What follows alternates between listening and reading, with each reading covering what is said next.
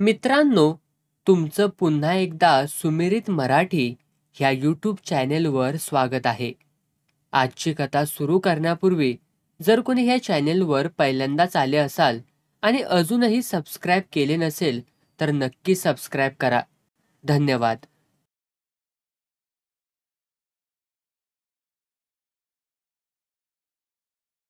दस्तूर खुद्द मशार निल्हे यांची तडकाफडकी थेट चंद्रपूरहून दक्षिण महाराष्ट्रात जिल्ह्याच्या गावी बदली झाली. दस्तूर खुद्दांचं मूळ नाव जंग बहादूर हिम्मतराव राणे, हुद्दा PSI, घराणं खानदानी.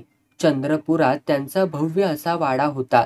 तुळतुळीत काळ्याभोर शिसवीच्या तुळ्या, प्रशस्त दिवाणखाना, भिंतीवर पूर्वजांची तैलचित्र, शिवाय गवा, काळवीट यांची मुंडकी टांगलेली. लांबलचक भिंतीवर पसरलेलं वाघाचं कातडं, चमचमणाऱ्या तलवारी. वीरप्पांच्या कल्लेबाज मिशा दहशत निर्माण करतात. त्याच्या दोन्ही बाजूंचे मिशांचे आकडे एवढे जबरदस्त की 2 बाजूंना 2 लिंब सहज तोलली जातील. दस्तूर खुद्दांच्या मिशा डबल बारी, म्हणजे दोन्ही बाजूंना 2-2 कल्ले. त्यामुळे इकडे 2 आणि तिकडे 2 अशी 4 टपोरी लिंब मिशांच्या आकड्यात अगदी बिनबोभाट मावतील. दस्तूर खुद्दांचा जबडा वाघाचा, गर्दन रानडुकराची, नजर चित्त्याची. चंद्रपूर परिसरात नक्षलवाद्यांनी धुमाकूळ घातला होता. खून खराबा सतत चालू. आपण नक्षलवाद्यांना पळता भुई थोडी केली असा दस्तूर खुद्दांचा दावा होता. काही चावट पत्रकारांनी आतल्या गोटातून बातमी आणली होती. ती अशी होती: हुतुतूच्या खेळात पकड निष्ठावी आणि भिडू पकडणाऱ्याच्या टांगेतून सहज निष्ठावा, तसे नक्षलवादी दस्तर खुद्दांच्या टांगेतून निसटत होते. आपल्या मागे दस्तूर खुद्दांना पळवत होते. त्यामुळे दस्तूर खुद्दांना दूर बदलीवर पाठवावं लागलं. दक्षिण महाराष्ट्रात आल्या आल्या दस्तूर खुद्दांनी झंझावाती मोहीम हाती घेतली. हातभट्ट्यांवर त्यांनी लागोपाठ दहाडी घालण्यास सुरुवात केली. वाघाची शिकार केल्यावर, शिकारी मेल्यावर वाघावर बंदूक टेकवून रगेल चेहऱ्याने स्वतःचे फोटो काढून घेतो, त्याप्रमाणे अखबारी मालाचे ड्रम शेजारी रचून आणि त्यावर स्वतःचा हात टेकून दस्तूर खुद्दांनी स्वतःची अनेक छायाचित्र घेतली. त्यातील काही छायाचित्र सुरुवातीला वृत्तपत्रात झळकली. नंतर ती पोलीस चौक्यांमधून सहज दिसतील अशा प्रकारे लावण्यात आली. दक्षिण महाराष्ट्रातील ज्या जिल्ह्यात आता दस्तूर खुद्दांचं पोस्टिंग झालं होतं, तिथे एक नवं आणि वेगळं आवाहन दस्तूर खुद्दांची वाट पाहत होतं. पक्या उर्फ विकी उर्फ छोटा लंबू या नावाच्या गँगस्टरने या जिल्ह्यामध्ये आपली जहागीर थाटली होती. त्याच्या गँगने सगळ्या जिल्ह्यात धुमाकूळ घातला होता. पक्या घरफोडी करत नसे. कॅश वा चांदी यावर त्याचा डोळा नसे. जाता जाता या गोष्टी मिळाल्या तर मिळाल्या इतकंच. पक्या मंगळसूत्र या विषयाचा स्पेशालिस्ट होता. गाठवलेली मंगळसूत्र घारीने झडप घालावी तशी तो लांबवत असे. पटवलेलं मंगळसूत्र असलं तर त्यामधील चंद्र, सूर्याच्या वाट्या उडवण्यात त्याचा हात खंडा होता. तो केव्हा येईल याचा पत्ता नसे. कधी सायकल भरधाव मारत तो बाईच्या मागे येई. सायकलवरती बसल्या बसल्या झटका मारून मंगळसूत्रासकट पळ काढी. बाई जरा मजबूत असेल आणि बरोबर नवरा असेल तर मंगळसूत्र लांबवेपर्यंत त्याला स्कूटर वापरावी लागे. कुणाचीही स्कूटर तो सहजपणे किल्ली चालवून लांबवे. काम झालं की स्कूटर कुठेही टाकून निघून जाई. कारण पक्या धंद्याला नेक होता. मंगळसूत्र लांबवणं एवढंच मर्यादित उद्दिष्ट त्याने समोर ठेवलं होतं. सोनं चोरणं हे त्याचं ध्येय. एकदा असंच एका आडव्या अंगाच्या बाईचं मांसल भागात चिकटून बसलेलं मंगळसूत्र पक्याने सफाईदारपणे लांबवलं. नंतर त्याने ते मंगळसूत्र नीट कसोटीच्या दगडावरती घासून पाहिलं. तेव्हा त्याला समजलं की ते मंगळसूत्र खऱ्या सोन्याचं नाही. आपण तकलादू माल लांबवला ही गोष्ट पक्याच्या चांगलीच वर्मी लागली. हा आपला सरळ सरळ अपमान आहे असं त्याला वाटलं. वाघरू चवताळलंच. दुसऱ्या दिवशी त्याच बाईला त्याच ठिकाणी पक्याने गाठलं आणि सूड घेण्यासाठी त्याने बाईची वेणीच कापून आणली. वेणी सहजपणे हाती आली. त्यामुळे पक्याने ओळखलं की त्या बाईने केसांची सप्लिमेंट वापरली आहे. आता पक्याच पिसाळला. साली ढमाली मला फसवते काय? आता बघच माझा हिसका, पक्या उद्गारला. नंतर ती बाई संध्याकाळी नवऱ्यासह गावाबाहेर फिरायला गेली होती. तेव्हा पक्याने नवऱ्याला गणेश टोपी घातली आणि त्याची हड्डी नरम करून पक्या पळाला. यावेळी पक्याने दाढी मिशा पागोट असा निराळाच वेश केला होता. आता गावात सोन्याचं मंगळसूत्र वापरण्याची चोरी झाली. नकली मंगळसूत्र घातलं तर कुठला अवयव गमावला जाईल याची खात्री नव्हती, शाश्वती नव्हती. त्यामुळे एकूण गावात बायकांनी ते सौभाग्य लेणं वापरणं सोडून दिलं. त्या उघड्या गळ्याने वावरू लागल्या. गावातल्या महिला मंडळाने जोरदार ठराव केला आणि पोलिसांचा निषेध व्यक्त केला. नंतर महिलांनी मोर्चा काढला. तो मोर्चा पोलीस हेडक्वार्टरवरती नेला. तिथे त्यांनी हातवारे करून गर्जना केल्या, पण त्यांचं निवेदन स्वीकारण्यास कोणीच पुढे येईना. मग महिला मंडळाच्या अध्यक्षा शालूताई गटणे या थेट आत घुसल्या आणि टेबलाजवळ बसलेल्या पोलिसावरती खेकसून त्या म्हणाल्या, हात करा पुढे. पोलीस तंबाखू मळत होता. त्याने मळण काम थोडं घाईने उरकलं, गालफड उचकलं. मळलेली तंबाखू गालफडात बंदोबस्ताने ठेवली. हात झाडले आणि तो म्हणाला, बोला, काय काम आहे? हात पुढे करा ना. शालूताईंनी आवाजाची पट्टी जरा नरम केली. आट्याच्या लाट्यासारखी गोरी धूप बाई हसून म्हणते आहे, हात पुढे करा. मग हवालदाराला राहवेल तरी कसं? हवालदार हरकला. त्याने हात पुढे केला. त्या सरशी शालूताईंनी बांगड्यांचा चुडा हवालदाराच्या हातात चढवला. हवालदार गुदगुल्या झाल्यासारखा अंग घुसळतोय, नको नको म्हणतोय, पण हात काही मागे घेत नाही. हे पाहून शालूताईंच्या मागून मालूताई धोपटे पुढे आल्या. त्यांनी रंगीत काकणं हवालदाराच्या हाती चढवली. हवालदाराला त्या बायकांनी पार कोपरापर्यंत चुडे बंद करून टाकलं. शिवाय एक त्रिकोणी घडी घातलेला खण घडी उलगडून त्याच्या खांद्यावरती पसरला. एवढ्यात फोटोग्राफर सरसावून पुढे आला. तेव्हा मात्र हवालदार काकणासकट आत पळून गेला. काकणं घातली तरी पोलिसांचा खाक्या बदलला नाही. केवळ दारूच्या त्याच त्या भट्टीवर पुन्हा पुन्हा छापे टाकून ते डायऱ्या भरत होते. गावातल्या बायका हट्टाला पेटल्या. त्या रोज नवा चुडा घेऊन पोलीस हेडक्वार्टर्समध्ये जात राहिल्या. बाया माणसांची वर्दळ वाढू लागली. तेव्हा पोलिसांनी चुडे स्वीकारण्यासाठी दारात महिला पोलीस बसवले. बाई बाईला चुडा चढवते आहे म्हणजे तो निषेध न होता सत्कार समारंभ ठरू लागला. महिला मंडळाच्या इरसाल बायका हटल्या नाहीत. मोर्चाचा तडाखा त्यांनी सुरूच ठेवला. मग त्यांनी भजन करणाऱ्या, भांडी घासणाऱ्या, रस्ते झाडणाऱ्या, बंगला गाडीवाल्या अशा सर्व नमुन्यांच्या बायका गोळा करून मोर्चा धडक पोलीस हेडक्वार्टर्सवरती आणला.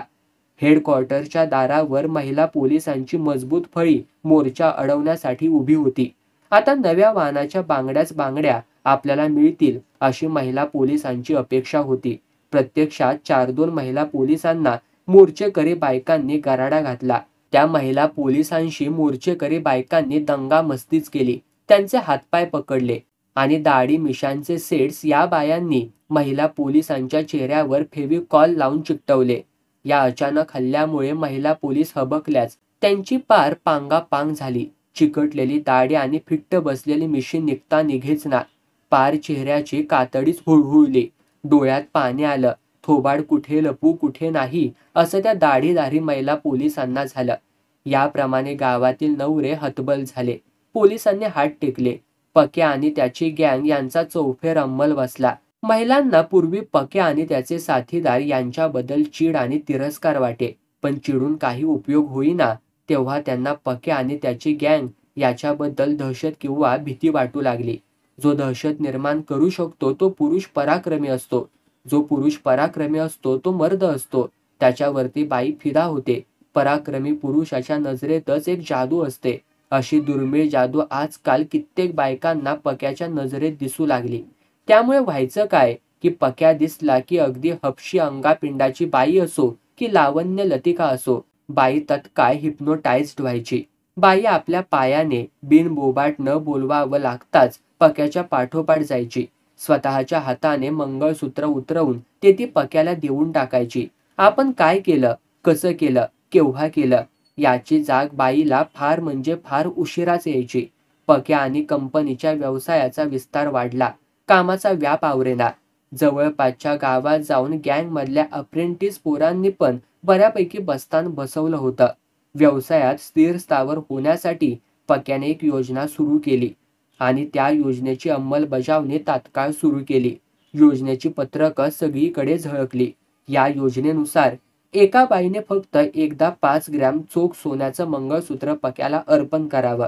सोनं चोख असल्याची गँग खात्री करील. ते चोख असल्यास पक्याचं बोधचिन्ह म्हणजे कट्यार असलेलं एक धातूचं टोकन बाईला दिलं जाईल. हे चिन्ह बाईने छातीवर नीट दिसेल अशा प्रकारे लावायला हवं. एकदा का टोकन गळ्यात विराजमान झालं की त्या बाईने नवं मंगळसूत्रच काय, पण कोणतेही आणि कितीही अस्सल सोन्याचे दागिने अंगावर घालावेत आणि खुशाल मिरवावं. तिच्या दागिन्यांना हात लावण्याची कोणाची हिंमत होणार नाही. दागिन्यांसह बाईचं रक्षण ही पक्या आणि गँगची सर्वस्वी जबाबदारी राहील. आश्चर्याची गोष्ट अशी की योजना जाहीर होण्याचाच अवकाश. भराभरा बायकांनी 5 ग्रॅम चोख सोन्याची मंगळसूत्र पक्याच्या गँगकडे सुपूर्त केली. अधिकृत टोकन घेतलं आणि बायका ते टोकन छातीच्या मध्यावर ऐटीत रुळत ठेवून निर्धास्तपणे मिरवू लागल्या. टोकनधारक बायकांनी आता मनामनाचे दागिने अंगावर घातले तरी कसलीही भीती नव्हती. नवरे म्हणू लागले, नाही तरी बायकोच्या हट्टासाठी दागिने घ्यावेच लागतात. दागिने सुरक्षित ठेवण्यासाठी लॉकर भाड्याने घ्यावा लागतो. प्रतिवर्षी लॉकर भाड्यापोटी 1,500-2 हजाराचा काच-चुना चोळावा लागतो. शिवाय चोरी, घरफोडी, दरोडे, आग, भूकंप यांच्यापासून घरदार, प्रॉपर्टी यांचं रक्षण करण्यासाठी सज्जड विमा उतरवावा लागतो. मग पक्या आणि कंपनीकडून हे अधिक भरभक्कम अभंग संरक्षण मिळवण्यासाठी 5 ग्रॅम एवढं चोख सोनं, आणि तेही फक्त एकदाच दिलं तर काय बिघडलं? डोक्याला कटकट नको, ताप नको, असा सुज्ञ विचार करून लोकांनी भराभर टोकन्स घेतली. दस्तूर खुद्दांच्या कारकिर्दीत याप्रमाणे सार्वजनिक संरक्षण व्यवस्था पक्या आणि त्यांची गँग यांच्याकडे येऊन पोहोचली. लोकांना पोलिसांचा धाक वाटेनासा झाला. या गोष्टींचे पडसाद वर्तमानपत्राच्या रकान्यात उमटू लागले. रकाने भरभरून वर्तमानपत्रांनी पोलिसांवरती टीकेची झोड उठवली, पण काही एक उपयोग होईना. शेवटी मेलेल्याला मारण्यात काय अर्थ आहे असा सुज्ञ विचार करून वर्तमानपत्रकांनी रकाने वाया घालवणं थांबवून टाकलं. आतल्या गोटातून अशी बातमी उठली की आजकाल पोलीस लोक पक्या आणि त्यांच्या गँगकडून हुकूम घेत असतात. कुणी उठवलं की पोलिसांना कवायत शिकवायला पण गँगचे लोक येत असतात. पोलीस खात्याच्या जिल्ह्यातील क्रियाशून्यतेबद्दल विधानसभेच्या घुमटामध्येही टीकेची भाषणं दुमदुमत राहिली. पण पारवे घुमावेत आणि फडफड करत निघून जावेत तशी या टीकेची गत झाली. जिल्ह्यात पोलीस खात्याची अशी दुरावस्था झाल्याने दस्तूर खुद्द बेचैन झाले. आता आपली बदली किनारपट्टीला नाही तर थेट अरबी समुद्रात होणार अशी भीती दस्तूर खुद्दांना वाटू लागली. ते अगदीच हैराण झाले. असंच एकदा दस्तूर खुद्द बेचैन होऊन आपल्या ऑफिसात बसले होते. ते पेपरवेटशी चाळा करू लागले. हलक्या हाताने ते पेपरवेट स्वतःच्या डोक्यावर बडवून घेऊ लागले तरी त्यांना काहीच मार्ग सुचेना. मग त्यांनी पेपरवेट टेबलावर भवरा फिरवावा तसा फिरवला. तेव्हा पेपरवेटच्या आतील रंगीत पाना फुलाचे डिझाईन फिरू लागलं. दस्तूर खुद्दांना तो गिरकी मारणाऱ्या बाईचा झगा वाटला आणि एकाएकी एक अजब कल्पना दस्तूर खुद्दांच्या डोक्यात अवतीर्ण झाली. दस्तूर खुद्दांचे डोळे आनंदाने चमकले. ते स्वतःवर खुश झाले. त्यांनी ताबडतोब फौजदार बिरमुटे आणि हवालदार जगताप यांना ऑफिसात बोलावलं. नंतर त्यांनी दार खिडक्या बंद केली. गुप्त मसलत करण्यासाठी ते हळू घोगऱ्या आवाजात फौजदार बिरमुटे यांना म्हणाले, आता स्वस्थ बसून चालणार नाही. कंबर कसून कामाला लागलंच पाहिजे. प्रश्न डिपार्टमेंटच्या अब्रूचा आहे. अगदी बरोबर साहेब, प्रश्न डिपार्टमेंटच्या अब्रूचा आहे, बिरमुटे म्हणाले. अब्रू वाचवायची तर गबरूलाच आडवा केला पाहिजे. काय जगताप, खरं आहे की नाही मी म्हणतोय ते? हवालदार जगतापकडे पाहत दस्तूर खुद्द म्हणाले, यस सर, गबरूलाच हात घातला पाहिजे. जगताप अधिक ताठ बसत म्हणाले, बुंध्यावरच घाव घालायचा म्हणजे मग ढांप्या आपोआपच खाली ढासळतील. काय खरं की नाही? अगदी बरोबर, घाव बुडक्यावरच घालूया, बिरमुटे उद्गारले. माझ्या डोक्यात एक शक्कल आली आहे. ती नीट गाजावाजा न करता वापरली तर सगळं काम फत्ते झालंच म्हणून समजा तुम्ही. स्वतःच्या अक्कल हुशारीवरती खुश होऊन दस्तूर खुद्द म्हणाले. बिरमुटे आणि जगताप कुतूहलाने टक लावून दस्तूर खुद्दांकडे पाहू लागले. दीडमिशे पोलिसाला बोलवा, दस्तूर खुद्दांनी हुकूम सोडला. दीडमिशे एकटाच ग्राउंडवर कवायतीचा सराव करत होता. बंदूक घेऊन जमिनीवरती आडवा पडत होता. अचानक बंदूक सरसावून उठत होता समोर गनिम उभा आहे अशी कल्पना करून तो बंदुकीच्या दस्ताने त्या काल्पनिक गनिमाला ढोसत होता. दस्तुरखुद्द साहेबांनी बोलावलं आहे असं समजताच दीडमिशे लाकडासारखा अटेन्शन मध्ये उभा राहिला. त्याने कडक सॅल्यूट ठोकला. दीडमिशे तसा नाजूक अंगलटीचा छेलछबीला होता. त्याला रंग गोरा होता. महत्वाची गोष्ट म्हणजे तो मंजूळ आवाजात बोले. बोलता बोलता बांबू पिचकावा तसा त्याचा आवाज जाडा भरडा होई. तो खाकरला की पुन्हा मंजूळ आवाज. तसा दीडमिशेचा आवाज बेभरवशाचा होता. त्याने पोवाडा म्हणायला सुरुवात केली. कानाच्या पाळीवर हात ठेवून मर्दाने ताण घेतली की मध्येच बाईने लावणी म्हणावी तसा नाजूक आवाज यायचा. लोक दचकायचे. एकमेकांना म्हणायचे, चायला आता तर गडी माणूस गात होता. बायचा आवाज मधीच कुठनं यायला लागलाय. समजा शेजाराच्या खोलीत दीडमिशे स्वतःशीच बोलत असेल तर बाई बुवाशी बोलते आहे असं वाटे. दीडमिशेचा आवाज केव्हा पिचकेल याचा नेम नव्हता. त्यामुळे दीडमिशे फारसा कुणाशी बोलण्याच्या भानगडीतच पडत नसे. साहेबांचा हुकूम होताच दीडमिशे चाचरत त्यांच्या केबिन मध्ये शिरला. बैठो दीडमिशे, दस्तुरखुद्द साहेब गरजले. तरी पण दीडमिशे संकोचाने उभाच राहिला. बस म्हणतो ना, ऐकू नाही का येत तुला? साहेब म्हणाले आणि त्यांनी आपले गरगरीत डोळे फिरवले. अखेर दीडमिशे अवघडून खुर्चीत बसला. नंतर साहेब स्वतःशी पुटपुटले. बेडूक बिळाशी बांधला की साप आपोआप बाहेर आलाच म्हणून समजा. बेडूक कोण आणि साप कोण याचा दीडमिशेला उलगडाच होईना. आपल्याला इथे का बोलावलं आहे याचा दीडमिशेला अंदाजच येईना. दीडमिशे, एक महत्वाची मोहीम आपल्याला हाती घ्यायची आहे. पक्याला युक्तीने पकडायचं आहे, साहेब म्हणाले. यस सर, दीडमिशेने कडक सॅल्यूट ठोकला. तुला प्रमुख रोल करावा लागेल या मोहिमेत, साहेब उद्गारले. गुटखा गिळत दीडमिशे कसा बसा म्हणाला. कसूर होणार नाही साहेब. कसूर नाही ना होणार? छान. तर मग मिशी उतरवायला हवी काही काळ. मिशा दाढी काढून टाकावी लागतील. पण साहेब काय? Order is order. दंडा टेबलावर रागाने आपटत साहेब म्हणाले. मागे एकदा न्हाव्याने गफलतीने माझी एका बाजूची मिशीच उडवली. तेव्हा सगळा बैदा झाला. कसला बैदा रे? डाव्या मिशीला न्हाव्याने छटका मारला. तेव्हा चालताना माझा सतत डावीकडे तोल जाऊ लागला. झोक डावीकडे, वळण डावीकडे. किती जाशील डावीकडे असं लोक म्हणू लागले. मला सरळ चालणं जमत नव्हतं. मग काय, न्हावी पडला करामतबाज. बघू म्हणत न्हावी लाडी गोडीत आला. त्याने माझी चंपी सुरू केली. चंपीची त्याने बहार उडवली. माझे डोळे आपोआप मिटले. तेव्हा न्हाव्याने कात्रीची करामत केली. अगदी नकळत न्हाव्याने माझ्या मिशीचा उजवा आकडा पण उडवून टाकला. मग काय झालं? मग मी जरा हलका फुल झालो. माझे पाय जमिनीवरती स्थिरच होईनात. मी अधांतरी चालतो आहे असं वाटत राहिलं. आता तुला मिशा उतराव्या लागतील, पण तू अधांतरी तरंगणार नाहीस याची खात्री असू देत, दस्तुरखुद्द साहेब म्हणाले. साहेब, तसं नाही होणार. माझे पायच जमिनीवरती ठरणार नाहीत मिशा कातरल्या तर, अजिजीने दीडमिशे म्हणाला. तू तरंगणार नाहीस याचा पक्का बंदोबस्त मी करीन, तू घाबरू नकोस, दस्तुरखुद्द म्हणाले. ते कसं साहेब? वजन वाढवायचं म्हणजे पायाला वजन बांधायचं? छे, छातीला बांधायचं, छातीला. यावर दीडमिशे बुचकळ्यात पडला. तो तोंड वासून पाहत राहिला. तोंड मीठ आधी तुझं, दस्तुरखुद्द ओरडले. ऑफिसच्या बाहेर सिंगापुरी नारळाची झाडे आहेत. त्याची 2 कच्ची शहाळे आण बरं. उशीर नको, दस्तुरखुद्दांनी हवालदार जगतापाला फरमावलं. साहेबांच्या डोक्यात कसली शक्कल आहे याचा कुणाला पत्ताच लागेना. दस्तुरखुद्द म्हणाले. दीडमिशे, थोडा वेळ तुला नाजूक नार बनावं लागेल. पण साहेब, मी बाई कसा होईन? गुटखा गिळत दीडमिशे म्हणाला.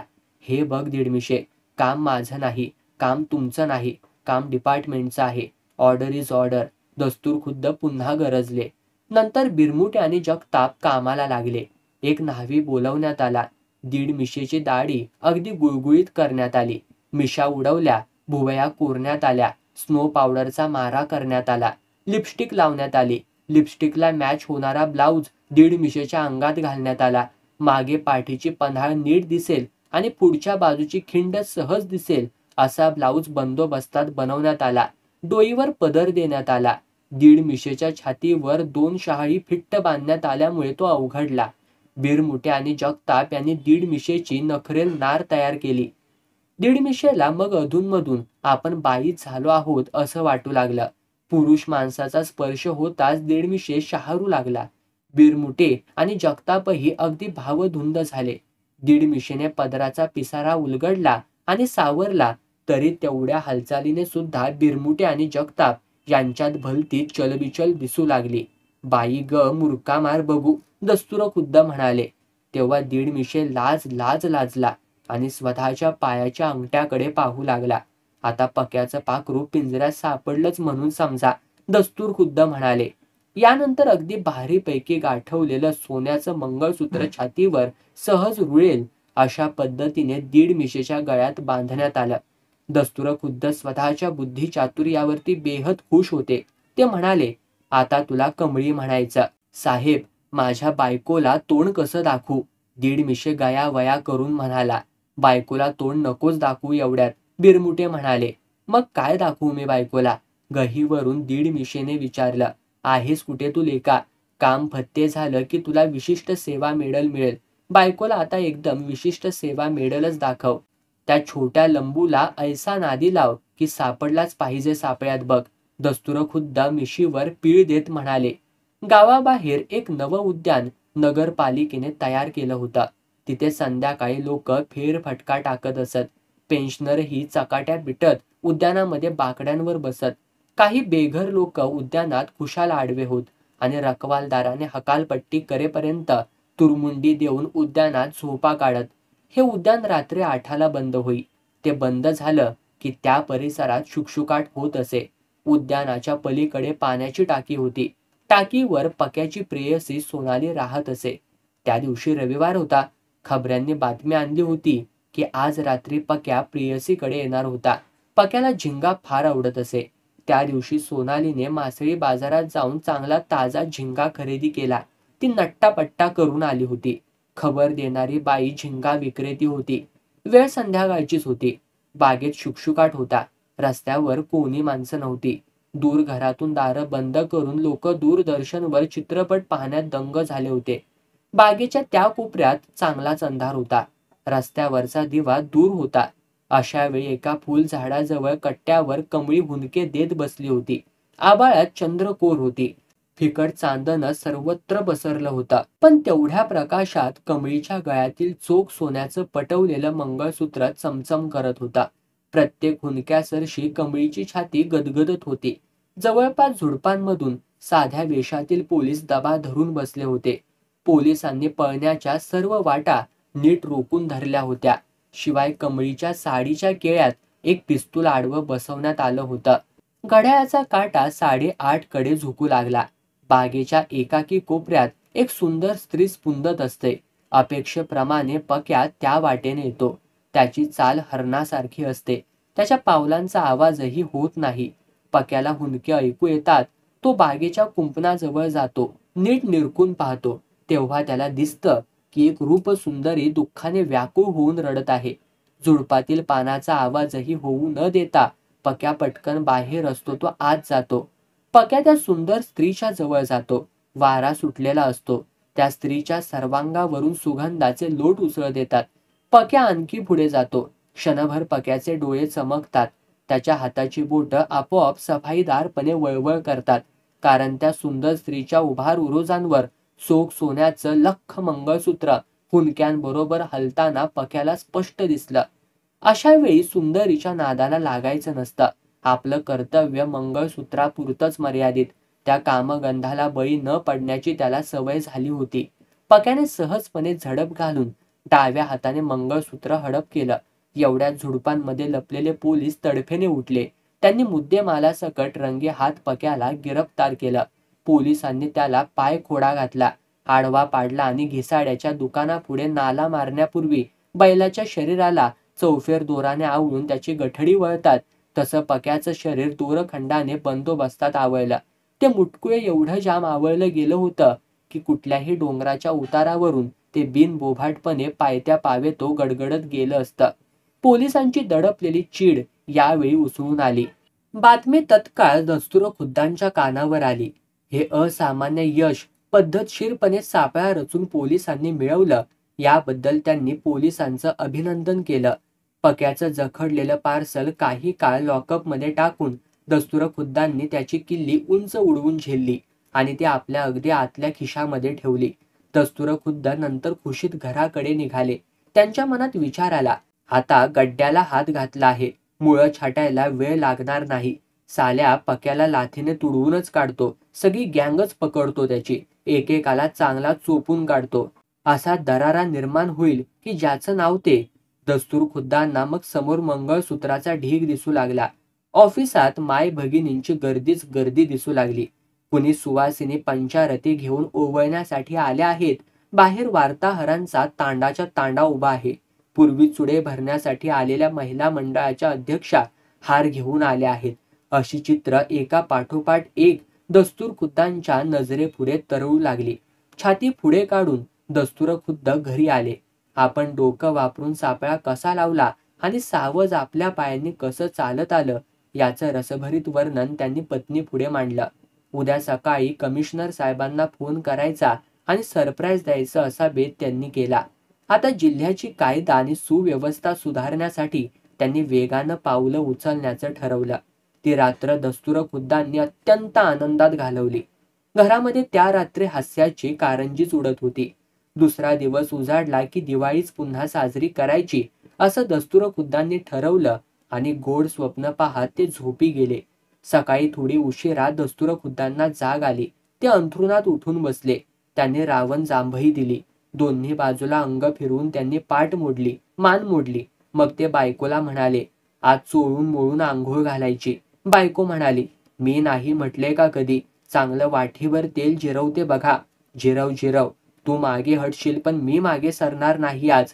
ताट उभे राहत दस्तूर खुद्द म्हणाले, तोंड धुतो, दूध आणतो, मग कडक चहा कर. लुंगीची गाठ नीट आवळत दस्तूर खुद्द म्हणाले. नंतर चूळ भरण्यासाठी ते मागील दारी गेले. तेव्हा मागील दाराची आतली कडी काढली असल्याचं दस्तूर खुद्दांना आढळलं. ते पत्नीला म्हणाले, रजे, कडी कुणी काढली ग? तेव्हा दस्तूर खुद्दांची पत्नी रजनी म्हणाली, तुम्हीच तर आधी उठलाय, रात्री लावली होती ना ग कडी? दस्तूर खुद्दांनी पत्नीला विचारलं. हो तर, कड्या लावल्याचं पाहूनच मी दिवे मालवले, रजनी म्हणाली. मग दस्तूर खुद्दांनी दार आत खेचलं तर ते मुळी उघडेच ना. दस्तूर खुद्द चकित झाले. त्यांना चांगलाच धक्का बसला. मग ते पुढल्या दाराकडे गेले. पुढच्या दाराची कडी आतून उघडलेली, दार मात्र बाहेरूनच बंद. आपल्या कुटुंबाला कुणीतरी कोंडलं आहे हे दस्तूर खुद्दांच्या ध्यानात यायला वेळ लागला नाही. काहीतरी दगा फटका आहे हे नक्की, असं दस्तूर खुद्दांच्या ध्यानात आलं. ते झटकन बेडरूम मध्ये गेले तर तिथे त्यांचं कपाट त्यांना फोडलेलं आढळलं. कपडे फारसे उपसले नव्हते, पण दागिने इतकंच काय तर बायकोच्या गळ्यातलं मंगळसूत्रही लंपात झाल्याचं दस्तूर खुद्दांना आढळलं. क्षणभर दस्तूर खुद्दांच्या पायातून वारच गेलं. तेवढ्यात रजनी तेथे आली. दागिन्यांची पेटी गेली, शिवाय गळ्यातलं मंगळसूत्रही गेलं. हे पाहून तिने हंबरडाच फोडला. बायकोला आवरता आवरता दस्तूर खुद्दांच्या नाकी नव आले. प्रश्न होता, दस्तूर खुद्दांना आवरणार कोण? आपलंच घर लुटलं हे पोलीस ऑफिसर कुणाला सांगणार आणि कोणत्या तोंडानं सांगणार, कसं सांगणार? मग दस्तूर खुद्दांनी आपल्या मुलाला उठवलं. त्याला खिडकी शेजारी स्टुलावर उभं केलं. मग ते मुलाला म्हणाले, तुझ्या मित्राला उमेशला जोराने हाक मार. मुलाने उमेशला हाक मारली. उमेशने बाहेरच्या दरवाजाला बाहेरून लावलेली कडी काढली. सहन होत नाही आणि सांगताही येत नाही अशी दस्तूर खुद्दांची गत झाली. त्यांनी आपली ब्रीफकेस तपासून पाहिली. लॉकअपची किल्ली तर जाग्यावर होती. पक्या लॉकअप मधून निसटला काय? दस्तूर खुद्दांच्या डोक्यात शंका रेंगाळू लागली. ते तात्काळ जेलकडे गेले. तिथे तर पक्याचं मुटकुळं अद्याप उलगडलेलंच नव्हतं. घोर लागलेल्या ढोरासारखा पक्या तिथे कणत होता. हेडक्वार्टर्सवर दस्तूर खुद्दांना आणखी धक्कादायक वार्ता मिळाल्या. आदल्या रात्री गावातच अगदी सहजपणे 2 घरांमध्ये दागिन्यांच्या चोऱ्या झाल्या होत्या. महत्वाची गोष्ट म्हणजे ही दोन्ही घरं टोकनधारक लोकांची नव्हती. वास्तविक म्होरक्या पकडल्यावर गँग तिरबितर व्हायला हवी. पक्या गजाआड झाल्यावर टोळी पांगायला हवी होती. मग टोळी पिसाळली कशी काय? दस्तूर खुद्द तसेच ऑफिसला येतात. ते अट्टल गुन्हेगारांच्या स्लाइड्सचा अल्बम काढतात. मग पक्याचे वेगवेगळ्या पोज मधले फोटो ते स्क्रीनवर घेतात. उभा, आडवा, तिरपा, जेवताना, हसताना, दाढीचा, बिनदाढीचा, केस पिंजारलेला, चमन गोटा केलेला, असे सगळ्या प्रकारचे पक्याचे फोटो दस्तूर खुद्द अगदी काळजीपूर्वक बघतात. तेव्हा दस्तूर खुद्दांच्या एक गोष्ट लक्षात येते की पक्याच्या उजव्या गालावर तीळ आहे. स्क्रीनवर पुन्हा पुन्हा पक्याचं दर्शन घेऊन दस्तूर खुद्द तिळाचं नेमकं स्थान ध्यानी घेतात. मग ते सरळ लॉकअप मध्ये जातात. कुलूप उघडतात. पक्याचं मुटकुळं लाथेने ढकलतात. पक्याला हातबेड्या पायबेड्या घालतात. दोराखंडाचे वेढे सोडवतात. नंतर एक झटपट चटपट न्हावी बोलवतात. न्हावी चटपट केसांचे फुगेच फुगे पक्याच्या केसांवर काढतो आणि त्याचं डोकं स्वतःच्या गुडघ्यावर टेकून चटपट केसांचं सपाचट करतो. संपूर्ण निर्गुण निराकार असा तो त्याचा चेहरा होतो. फक्त भुवयांचे केस तेवढे वस्त्राच्या तावडीतून सुटतात. नंतर कोठडीत दिवा लावला जातो. दस्तूर खुद्द 1.5 हात लांब बॅटरीच्या प्रकाशाचा झोत पक्याच्या उजव्या गालफाडावरती टाकतात. तेव्हा मात्र दस्तूर खुद्दांना धक्काच बसतो. पक्याचं उजवं गालफड पार कोरं कोरं असतं. पक्याला लातेने हेपलून दस्तूर खुद्द विचारतात, साल्या बोल, तीळ कुठाय? साहेब, तीळ नाहीच उगवला तर काय करू? कुठे लपवलास तीळ? साहेब, आई शपथ सांगतो तीळ नव्हताच मुळी. पक्याच ना तू? होय, मग तीळ कुठाय? दस्तूर खुद्द गरजतात. पॉलिश पेपरने घासा याचा उजवा गाल, दस्तूर खुद्द फरमावतात. तेव्हा मग ज्या 2 नंबरच्या पॉलिश पेपरने स्कूटरचा प्लग साफ करतात त्या पॉलिश पेपरने पक्याचा उजवा गाल घासला जातो. पक्याचा गाल हुळहुळतो, लाल होतो. आता रक्त येणार अशी परिस्थिती निर्माण होते. तरी तीळ मात्र प्रकट होत नाही. तिळाचं काय केलंस भडव्या? दस्तूर खुद्द विचारतात. साहेब, तो पक्या मी नव्हे. म्हणजे मी पक्या डॅश आहे. तो पक्या तीळवाला तुझा कोण रे? तो माझा कोणीही नाही. मी त्याचा डमी आहे. काय म्हणतोस काय? साल्या आधीच का नाही बोललास? साहेब, मला बोलायला वावच दिला नाही तुम्ही. मग मी तरी काय करू? आणखी किती डमी आहेत पक्याचे? दस्तूर खुद्दांनी विचारलं. 3 आहेत 3. खरा पक्या कुठे आहे मग? तो क्वचितच येतो. कुणाचं काही अडलं पडलं तर सोडवणूक करायला. शिवाय 1 तारखेला टोकन मेळावा असतो तेव्हा जरा वेळ येतो आणि गल्ला घेऊन निसटतो. केव्हा येतो खरा पक्या? रातचा येतो. अंधारातच जातो. कुठे काय जातो ते आम्हाला काही सुद्धा पत्ता नाही. तू पगारी पक्या काय? होय साहेब. किती वर्ष झाली गँगमध्ये येऊन तुला? अजून शिकाऊ आहे मी. पक्या डॅश म्हणाला. ढेकूळ पाण्यात पडून विरघळावं तसं दस्तूर खुद्दांना झालं. वाघाची शिकार केली असं वाटलं आणि प्रत्यक्षात सशाची शिकार झाली. यडका निसटला आणि कळपातलं मामुली कुकरू गिरफ्तार झालं. विमनस्क अवस्थेत ते घरी आले. त्यांनी स्वतःच्या घरातील चोरीचा स्वतःच पंचनामा करून घेतला. आता दुसऱ्या दिवशी वर्तमानपत्र आपल्या उरल्या सुरल्या अब्रूचा पंचनामा करणार आणि लक्तर वेशीवर टांगणार असा धसका त्यांच्या मनाने घेतला. दस्तूर खुद्द घरी आले. ते अगदी बेचैन होते. रात्रीच्या वेळी फोन खणखणला. दस्तूर खुद्द घाबरले, कारण फोन परगावचा होता. बातमी पालकमंत्र्यांपर्यंत पोचली नाही ना, अशी शंका त्यांच्या मनाला चाटली. थरथरत्या हाताने दस्तूर खुद्दांनी फोन उचलला. डोळे मिटले. देवाचं नाव घेतलं. रिसिव्हर कानाला लावला. पलीकडून जो आवाज आला तो तालुक्याच्या फौजदाराचा होता. तालुक्याच्या गावी आणखी एक विचित्र घटना घडली होती. तिथे 2 पोलिसांचे गणवेश आणि रायफली अशा गोष्टी लांबवण्यात आल्या होत्या. दस्तूर खुद्दांना त्याचा धक्काच बसला. त्यांनी तालुक्याच्या फौजदारांना फोनवरच छेडलं. गणवेश कसे काय गेले तुमचे? दोरीवर वाळत घातलेले नेले का घरातून चोरीला गेले? छे छे, पोलिसांच्या अंगावरचे गेले. आणि पोलीस काय झोपले होते स्वतःच्या हाताने गणवेश उतरवून द्यायला? साहेब, माझं ऐका तरी तुम्ही. काय ऐका कपाळ? तुम्हीच खात्याच्या अब्रूची लक्तर लोंबवलीत. तुमची लांब विदर्भात बदली करायलाच हवी. साहेब, माफी असावी. मी तरी काय करणार? गँगच्या लोकांनी प्रथम पोलिसांच्या रायफली पळवल्या. नंतर त्यांच्या रायफलींचा त्यांनाच धाक दाखवून त्यांना स्वतःच्या अंगावरचे कपडे उतरवायला लावले. आणि त्या साल्यांनी उतरवले. काय करणार? छातीवर संगीन रोखल्यावर माणूस काही पण करील साहेब. त्या पोलिसांची नावं कळवा. रायफली चोरीला गेल्या म्हणजे दिवाळच निघालं खात्याचं म्हणा. तालुक्याहून आलेला तो फोन घेतल्यावर दस्तूर खुद्दांच्या पिंडरीत गोळेच आले. रायफली चोरणाऱ्या टोळीत पक्या होता. पक्याच्या नेतृत्वाखालीच हा रायफल चोरीचा प्रकार घडला होता. हा तरी खरा पक्या होता का डमी पक्या होता कुणास ठाऊक. पक्या आहेत तरी किती हे दस्तूर खुद्दांना कळेच ना. ते कपाळाला हात लावून खालीच बसले.